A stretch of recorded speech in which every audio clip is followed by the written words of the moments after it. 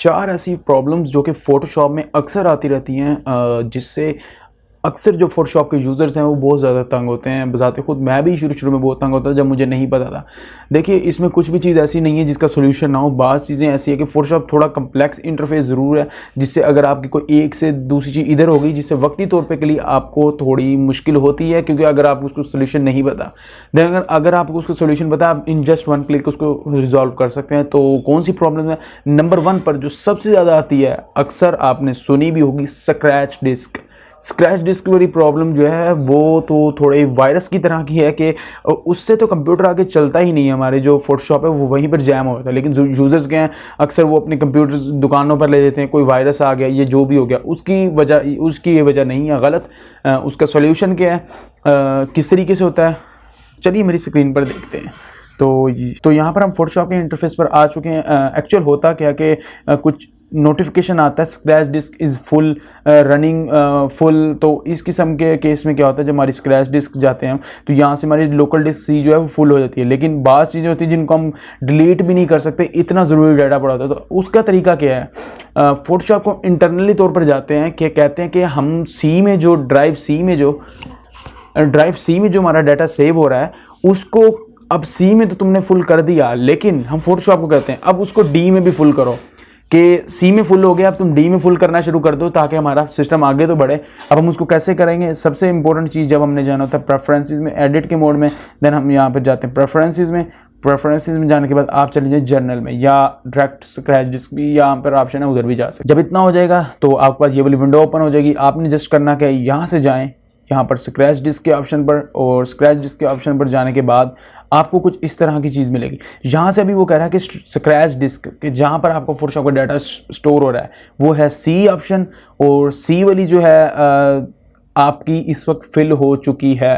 तो आप क्या करेंगे, जस्ट सिंपली कहेंगे भाई अब चलो दूसरे भी भर दो। आपकी अगर स्पेस अमूमन डी में और एफ में बहुत स्पेस होती है, आप उसके ऊपर जस्ट चेक करेंगे एंड ओके। जैसे ही आप करेंगे तो आपका 100% ये वाला इशू रिजॉल्व हो जाएगा। देन अगर इतना भी नहीं होता, देन आप एफ पे भी क्लिक कर दें, इससे ज़्यादा आपका वो नहीं तंग करेगा, आपका इशू रिजॉल्व हो जाएगा ईजिली। ये इसका ऑथेंटिक सोल्यूशन आप जाकर करें एंड आपका जो इशू है वो रिजॉल्व हो जाएगा।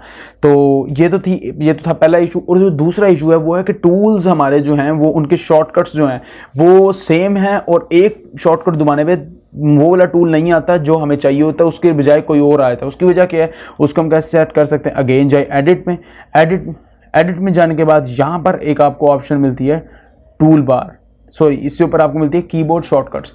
इसमें जाएं, जब आप इसको पर क्लिक करेंगे तो आपको यहाँ पर कुछ इस तरीके का इंटरफेस देखने को मिलेगा। तो यहाँ पर आप जाएं शॉर्टकट्स में, हम ऑलरेडी शॉर्टकट्स में आ चुके हैं। यहाँ पर जाएं tools and panel, okay tools, हम टूल्स में आ चुके हैं। तो टूल्स में आने के बाद हमारे पास क्या है, यहाँ पर सारे टूल्स शो हो रहे हैं जितने भी फोटोशॉप में हैं, एंड देन इनके आगे शॉर्टकट्स भी शो हो रहे हैं। असल में मसला कहाँ आता है, मूव टूल उसके आगे क्या है वी शॉर्टकट, आर्टबोर्ड टूल उसके आगे क्या है वी शॉर्टकट। मीन्स के यहाँ पर मसला आता है कि हमारे शॉर्टकट की जो सेटिंग्स हैं वो बिल्कुल सेम हुई होती है कि दो तीन टूल्स के हमारे शॉर्टकट सेम होते हैं। इसी तरीके से यहाँ से रेक्टेंगुलर मार्की टूल एम, जो एलिप्टिकल मार्की टूल एम, तो यहाँ से सिंगल मार्की टूल यहाँ पर कुछ भी नहीं है। यहाँ पे हमने साइन किया लासो टूल एल, फिर पॉलीगॉन लासो टूल इसका भी L, magnetic lasso tool L. तो भाई यही होगा जब आपके तीन टूल्स पर एक ही शॉर्टकट सेट हो। आप इसे डिफरेंट रखें, जो आपके यूज़ में आप उनके ऊपर शॉर्टकट सेट कर लें, सारों पर बेशक ना। तो जिस पर आप यूज़ करना चाहते हैं, बिल्कुल मैं इसका रख देता हूँ जे, फिलहाल मैं रख नहीं रहा, मतलब कि मैं कोई भी रख सकता हूँ। जो हम रखना चाहते हैं वो सारे सिलेक्ट करके आप उसकी वो सेटिंग करें एंड देन यहाँ से जस्ट आप क्लिक कर दें ओके पर। तो ये वाला मसला तो हो गया हल। अब जो अगला मसला है वो भी काफ़ी ज़्यादा स्वेयर है, और मसला है नहीं, सिर्फ लोगों को उसका सोल्यूशन नहीं पता, अक्सर लोगों को, वरना मोस्टली उनको पता है।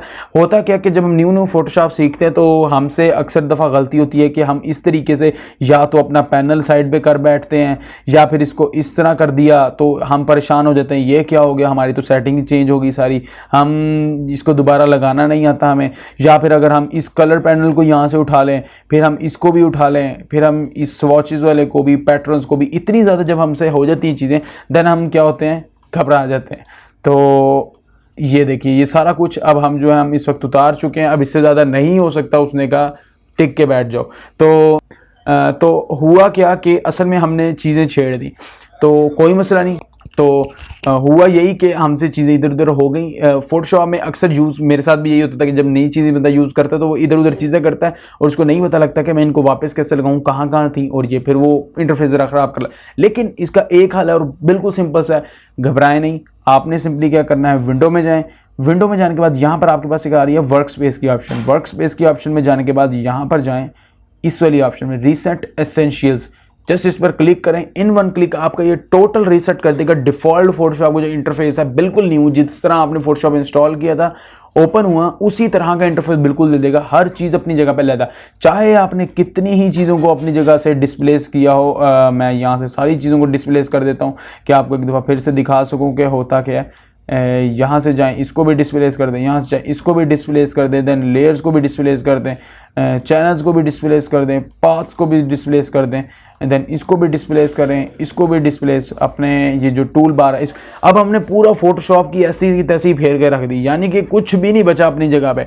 अब हम क्या करें, क्या अब हम इसको एक एक करके यूं लगाते फिरेंगे? नहीं, बहुत टाइम कंज्यूमिंग है। करेंगे क्या, सिंपल विंडो में जाएँ, वर्क स्पेस में जाएँ और यहाँ से जाएं रीसेट एसेंशियल। जैसे आप करेंगे सारी चीज़ें अपनी अपनी असल जगह पर वापस आ जाएंगी। यानी कि इतना ज़बरदस्त फोटोशॉप का इंटरफेस है और बड़ा यूज़र फ्रेंडली कि आपको अगर कोई ज़रूरत है आप उठा कर रखें अपनी चीज़ वहाँ पर और उसके बाद इसको यूज़ करें और देन जितनी मर्जी चीज़ें हो आप उसको वापस अपनी जगह लगा सकते हैं। एक मज़े की बात, अगर कभी हो भी जाए ऐसा और आप खुद लगाना चाह रहे हैं तो सिंपली इसको ड्रैग करें और जहाँ पर जाते हैं वहाँ पर ये एक ब्लू से कलर का आपको पॉइंट देगा एंड यहाँ पर देन आप इसको लगाएं तो ये दोबारा अपनी जगह पर आ जाएगा। तो ये तो थी तीसरी ऑप्शन और प्रॉब्लम। और चौथी प्रॉब्लम जो है वो ज़रा अपग्रेड लोगों के लिए जिनके पास 3D की जो ऑप्शन है, उनके यहाँ पर 3D वाला जो टैब है वो तो होता है लेकिन अंदर यहाँ पर ये ऑप्शन शो नहीं होते। न्यू मैश फ्रॉम लेयर सारे ब्लर हुए होते हैं, जो है लाइट हुए होते हैं। इसकी वजह क्या है कि वो बड़ी कोशिश करते हैं क्रैक ढूंढना, वो ऐसा कुछ भी नहीं होगा, क्रैक में भी आपको नहीं मिलेंगे। उसकी वजह क्या है कि आपका सिस्टम सिंपल सा इसके लिए कंपैटिबल नहीं है। इसका सोल्यूशन और कोई नहीं है। हाँ, एक सोल्यूशन हो सकता है कि आपका सिस्टम भी कंपैटिबल है फिर नहीं चल रहा। उसकी वजह क्या है, ज़रा यहाँ पर देखें कि आप एडिट में जाएं, एडिट में जाने के बाद प्रेफरेंसेस को चूज़ करें एंड यहाँ से जर्नल।